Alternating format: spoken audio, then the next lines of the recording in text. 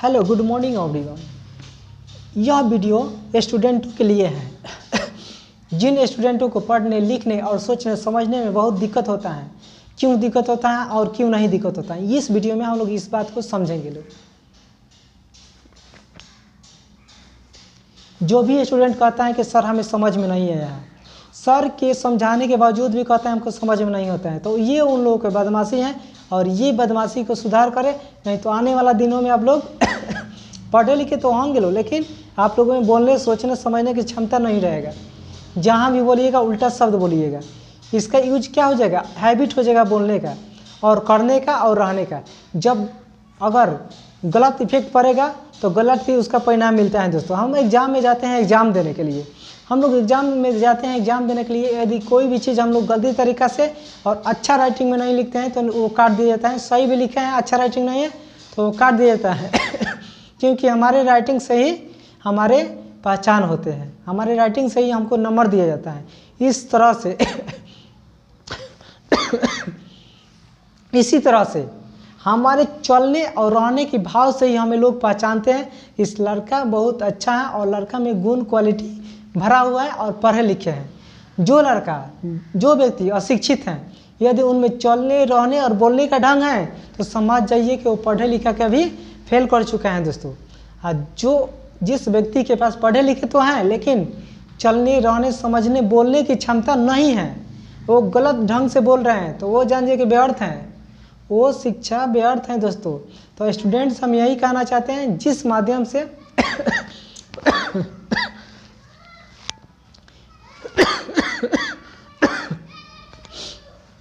जिस तरह से जिस संस्था में आप पढ़ते हैं तो सर के बातों को कृपया ध्यान से सुने और सर के शासन में चले, ठीक है।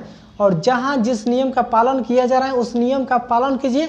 आप जरूर एक बार आगे बढ़िएगा और उसका परिणाम आपको अच्छा मिलेगा। दोस्तों ये आपसे अनुरोध है। दोस्तों यदि हर बात की आप समझ रहे हैं तो अधिकतर गर्जीवन से हम विनम्र विनती हैं कि आप अपने बच्चों के पढ़ाई के बारे में, या कोचिंग संस्था में पढ़ता हो या स्कूल में पढ़ता हो, उस पर ध्यान दीजिए कि हमारा लड़का पढ़ रहा है कि नहीं, अन्यथा हमारा बच्चों का फीस मंथली जमा हो रहा है कि नहीं, अन्यथा आपका बच्चा में पढ़ने में भी कमजोरी आ सकती है। इसलिए गर्जीवन से विनम्र विनती है कि अपने बच्चा पर इतना बात ध्यान में रखें।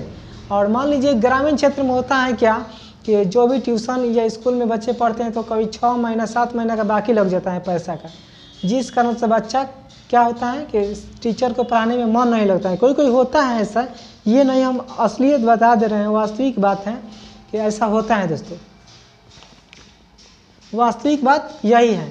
आप लोग से बोल रहे हैं कि आप लोग जहाँ भी अपने बच्चों के संस्था के पढ़ाइए, आप लोग ये सोच लीजिए कि हमको जैसा कमी लग रहा है, हम जैसा काम कर रहे हैं उस तरह से हमको पैसा नहीं मिलेगा तो कमी हो सकता है। इसी तरह से जो भी पढ़ाते हैं ट्यूशन कोचिंग स्कूल, इसी तरह से उन लोगों को भी कमी हो सकती है। इसलिए अपने बच्चे को पढ़ा रहे हैं तो मंथली फीस दिया जाए, ठीक है। जहाँ भी पढ़िए वहाँ भी गर्जीवन को चाहिए कि हम मंथली फीस दें, अन्यथा आपके पढ़ाई में बाधा आ सकता है, आपके बच्चों के पढ़ाई के ऊपर बाधा आ सकता है। बच्चा हम अक्सर देखते हैं, हम ही पढ़ाते हैं मैट्रिक का इंटर का, ठीक है, उसमें अक्सर देखते हैं कि इंटर में चला जाता है बच्चा, मैट्रिक में चला जाता है लेकिन बुक पढ़ने नहीं आता है। क्यों? ये गर्जीवन का दोष है, ये बच्चे का दोष नहीं है, ये गर्जीवन का दोष है कि अपने बच्चे के ऊपर ख्याल नहीं रखते हैं कि बच्चा के महीना दिलाया या नहीं दिलाया, बच्चा अच्छा से पढ़ रहा है कि नहीं पढ़ रहा है।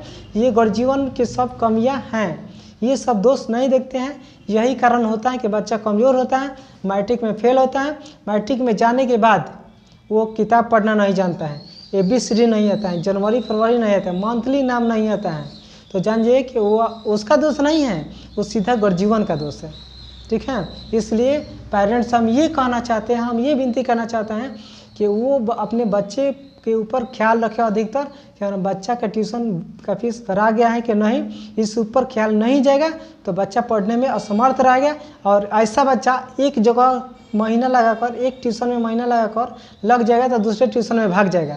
तो कितना दिन भागिएगा बताइए। गर्जीवन से ये निम्न रहे विनती है कि कितना दिन बच्चा हमारा भागेगा इस ट्यूशन से उस ट्यूशन में, उसका पढ़ाई जितना दिन भागेगा उसका पढ़ाई व्यर्थ ही जाएगा।